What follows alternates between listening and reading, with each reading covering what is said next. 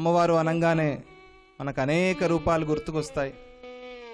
బాసర సరస్వతి అమ్మవారు, మహాలక్ష్మి అమ్మవారు, భద్రకాళి అమ్మవారు, రాజరాజేశ్వరి మాత, ఇలా అనేక రూపాలు మనకు గుర్తొస్తాయి.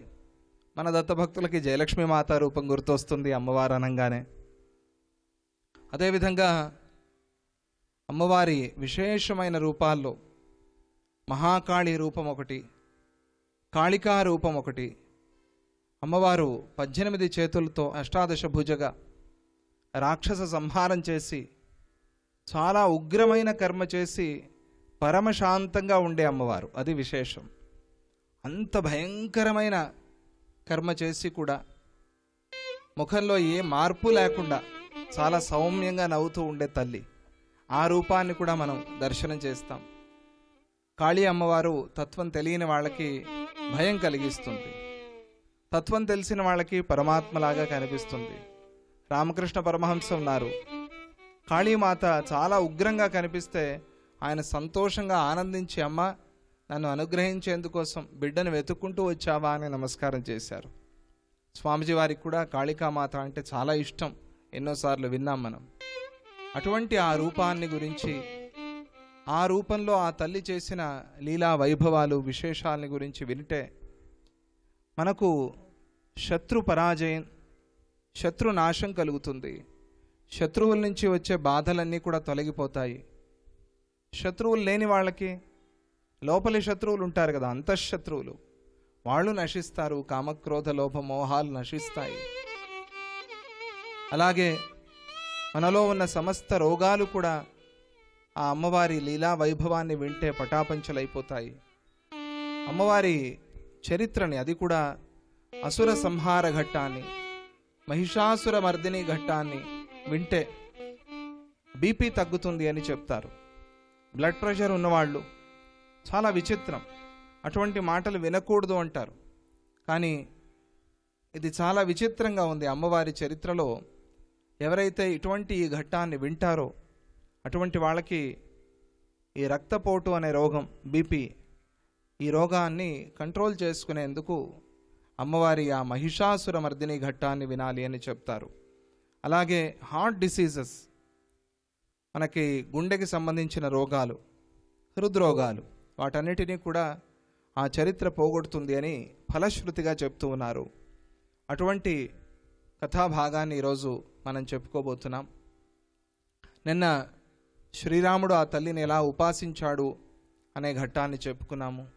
ఇంకా అనేక ఘట్టాలని అమ్మవారిని కీర్తిస్తూ తెలుసుకున్నాము. ఈరోజు కొద్దిగా ఆ దేవి భాగవతంలో కథాభాగాన్ని తెలుసుకునే ప్రయత్నం చేద్దాము. ముందు గణపతిని ప్రార్థన చేసుకుని,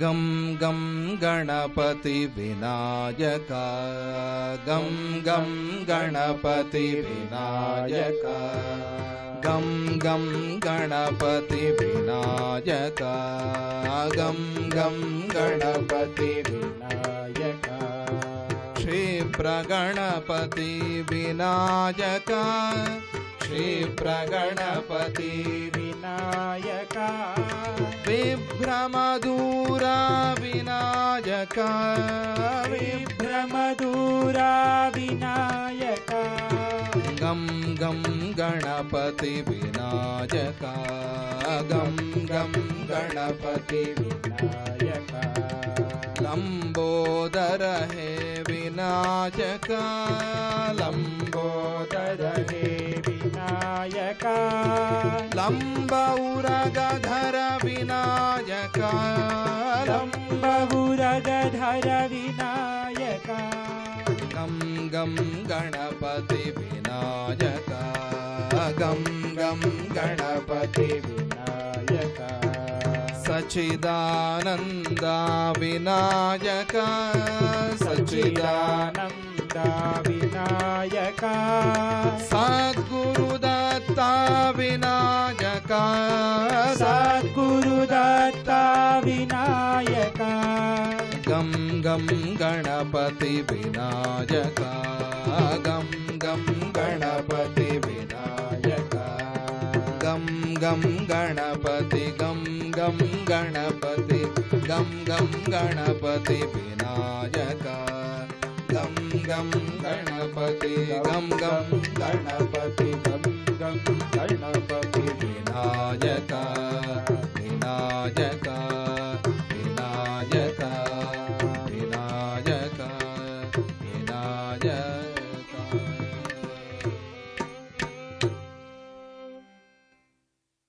అమ్మవారి మహిమని ఇంకా ఎక్కువగా తెలుపమని జనమేజయుడు ప్రార్థన చేశాడు. ఆ ప్రార్థన మన్నించి వ్యాస మహర్షి ఆ తల్లి ఎలా మన కష్టాల్ని పోగొడుతుంది అనే విషయాన్ని తెలుపుతూ సుదర్శనుడు అనేవాడి కథ తెలిపారు. సుదర్శన పేరే చాలా అద్భుతమైన పేరు. సుదర్శన అంటే మంచిగా కనిపించేవాడు, మంచి రూపం కలవాడు, చూడంగానే మనస్సుకి శాంతినిచ్చేవాడు అనే అర్థం. ఇది పై అర్థం. లోపలి అర్థం ఏమిటి అంటే బాగా చూసేవాడు అని, బాగా కనిపించేవాడు కాదు సుందరుడు. ఎవరు నిజమైన సుందరుడు? బాగా చూసేవాడు సుందరుడు, బాగా కనిపించేవాడు సుందరుడు కాదు. సేవ చేస్తూ ఆ సేవా మనోభావంతో ఉన్నవాడు, భక్తిగా ఉన్నవాడు, సమాజానికి హితం చేసేవాడు, గురుభక్తితో ఉన్నవాడు, ఆత్మదర్శనం చేసేవాడు, తనకి తన చుట్టూ ఉన్న వాళ్ళకి పరివారానికే కాక మొత్తం దేశానికంతా హితమవ్వాలి అని కోరుకునేవాడు. అటువంటి వాణ్ణి సుదర్శన అంటారు.